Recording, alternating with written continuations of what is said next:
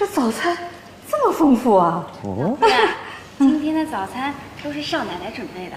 哦，哦，是吗？哎，奶奶你们回来啦。今天我给您熬的是骚柿糯米粥，您呀赶快尝尝合不合口味。如果合适的话，以后我每天都给您做。哎呦，还真看不出来啊，有这么好的厨艺。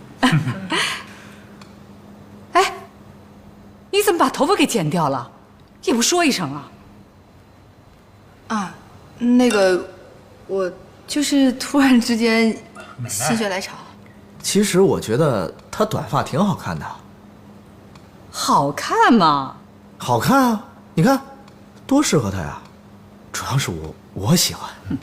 行啊，你喜欢就好。来吃饭吧，尝尝锦溪做的这个手工汉堡包。来，坐下来吃吧。